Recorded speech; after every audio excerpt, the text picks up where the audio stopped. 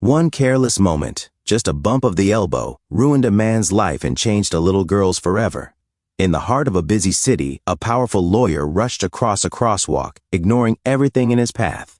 But when his elbow struck the crutch of a disabled girl, and he didn't even look back, someone was watching. Someone pressed record. What followed wasn't just outrage, it was a movement.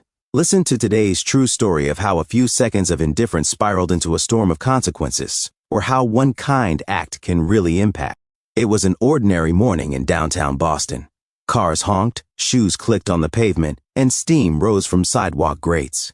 Amid the rush, a little girl stood frozen at the edge of a busy crosswalk. 8-year-old Lila Bennett, with a bright white cast on her right leg and crutches nearly as tall as she was, braced herself. Her gray coat flapped in the wind, and her eyes locked on the walk signal. She took a careful step onto the crosswalk just as the light turned green. That's when it happened. A tall man in a tailored navy coat barreled through the crowd. With a phone to his ear and a leather portfolio under his arm, he didn't notice the girl. Or maybe he did, but chose not to care. His elbow struck one of Lila's crutches. The sudden impact jolted through her small body. The crutch skidded across the slick concrete, spinning out of reach. Lila gasped, her balance unraveling. She flailed for stability, eyes wide with fear, heart pounding in her chest. For a split second it looked as if she would fall. But with trembling arms she gripped the remaining crutch with both hands. She steadied herself, lips pressed into a thin, determined line.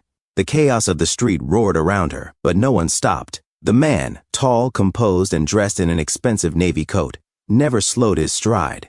He didn't look back, didn't flinch, didn't notice, or worse, didn't care. He disappeared into the crowd as if the moment had never happened. But it had. And someone saw. On the sidewalk nearby, Ethan Cole, a 20-year-old vlogger and part-time student, was recording city footage for his blog. Faces, moments, motion. He loved catching life as it happened. And he had caught this. From the bump to the man's indifference, Ethan had the whole thing on video. He rushed to help Lila, guiding her across the street and kneeling to ask, "You okay?" Lila nodded, blinking back tears. Ethan's heart ached. Later that day, sitting in a quiet coffee shop, he uploaded the video. He didn't expect much. The caption read, "Fewer hearts, more shadows." At first, the post sat unnoticed. A few likes, a handful of comments. But by evening, it was on the front page of a Boston viral content site. Then it hit local news. Twitter exploded. TikTok stitched it. Facebook moms rallied. People were outraged. Who would do this? That poor child. Someone find this guy. Internet detectives zoomed in on every frame. A luxury watch, a monogrammed leather folder, a familiar coat. By midnight, the man had a name, Gregory Langston, senior partner at one of the city's top law firms. And Gregory had no idea his world was about to implode. Back in a modest third-floor apartment, Lila sat on the couch, clutching her scuffed crutch. Her mother, Rachel Bennett, stroked her hair. "You're brave," Rachel whispered. Lila didn't know that across the city, her face was on screens, in hearts, and under headlines. She didn't know she had just become a symbol. By morning, Gregory Langston's sleek, meticulously organized inbox had become a war zone. Subject lines screamed in all caps. Hundreds of emails poured in, outraged citizens, furious clients, and even former colleagues demanding accountability. "Is this the kind of man your firm represents? Disgusting behavior. Terminate him or lose our business. My company will not renew our contract unless you act immediately." The firm's phone lines blinked red.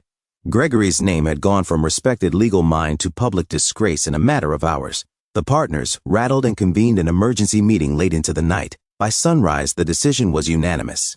At precisely 11:47 a.m., Gregory was called in. What he got was an ultimatum. "Gregory, we need you to resign, today, quietly. If you won't," one partner added with a sharp glance, "we'll have to terminate you."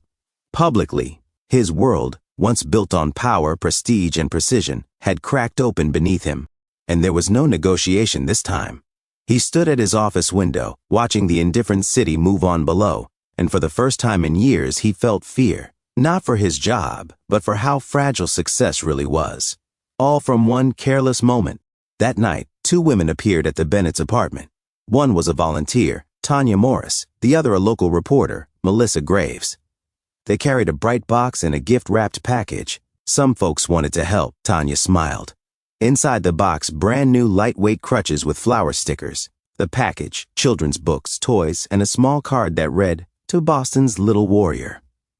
Rachel hesitated. She wasn't used to kindness, but she accepted the gifts, blinking away tears. Lila's eyes lit up like Christmas. The next day, Boston changed. People posted photos helping strangers, holding open doors, one guiding the blind, one giving up bus seats. Each photo was tagged with the same quiet but powerful phrase, "I see." People across the city began documenting everyday acts of compassion, helping an elderly woman carry groceries, picking up a spilled bag for a stranger, guiding a blind man across the street. These weren't grand gestures, but they were real, human, and heartfelt. The photos flooded social media like a tide of light pushing back against the darkness. Kindness had gone viral. For the first time in a long time, people weren't sharing outrage or scandal, they were sharing hope. And it all began with one little girl, one crutch, and one pair of eyes that didn't look away. Meanwhile, Gregory sat alone in his high-rise, scrolling through news articles. His face was everywhere. His name now toxic. Friends distanced themselves. Journalists stalked his front door. He was trapped inside a cage of his own making. Ethan's video gained millions of views. His small blog was now nationally known. But he didn't want the fame. He wanted to help. He contacted a local foundation and delivered the donations he'd received. Hundreds of people had sent money, toys, and even offers of medical help for Lila. He insisted on staying anonymous. Soon after, Dr. Karen Whitmore, a top specialist at a renowned Boston children's clinic, saw the video. She offered Lila free treatment. Rachel cried when the letter arrived. It was more than they'd ever dreamed. The clinic was a marvel. Shiny halls, soft voices, and machines that beeped with hope. Nurses called her our little fighter. The treatments were hard. Lila cried through some, but she pushed on. One day, 3 months later, she stood without her crutches. She took one step, then two, then down the hallway, on her own. Doctors clapped, nurses cried. Rachel hugged her daughter tighter than ever. She wasn't just walking, she was soaring. The mayor hosted a community award ceremony for citizens who made an impact. When Lila was called to the stage, the room fell silent. In a pale blue dress, with short cropped hair and shining eyes, she walked slowly, but proudly, up the steps. No crutches. She received a medal for courage and compassion. But what mattered more were the faces in the audience, teary, proud, inspired. And somewhere across the city, Gregory watched it on his old TV, sitting in a cramped apartment, jobless and forgotten. When Lila reached the microphone, she didn't speak much. She didn't need to. Her steps said it all. Weeks later, Lila found a letter in her mailbox. No return address. "Forgive me for that day. You are stronger than I've ever been. May your path be joyful." She never knew who sent it, but she placed it in her special box with all the other letters, the ones that reminded her she mattered. Gregory Langston now worked odd jobs under a different name. Jobs he once would have sneered at from behind his glass office door. He swept storage rooms, unloaded delivery trucks, occasionally stocked shelves at a warehouse on the edge of town. He no longer chased power or recognition. He avoided eye contact in public, kept conversations short, and paid in cash whenever he could. He learned how to stay invisible. But no matter how far he tried to run from his past, every night the same scene played out in his dreams. The crosswalk, the little girl, her stumbling crutch, the way he never looked back. It haunted him. And every morning, before stepping out into a world that no longer respected him, Gregory paused at the mirror, not to fix his collar, but to steady his breath. And he tried, just a little, to be better than he was the day before. It wasn't redemption, but it was a start. As for Lila, she walked through summer parks with books in hand and light in her heart. She was no longer the girl with the crutch. She was the girl who reminded a whole city what it means to see. Her new journey was just beginning, one built on strength, kindness, and quiet courage. And as she walked forward without crutches, the world watched and followed, one step at a time.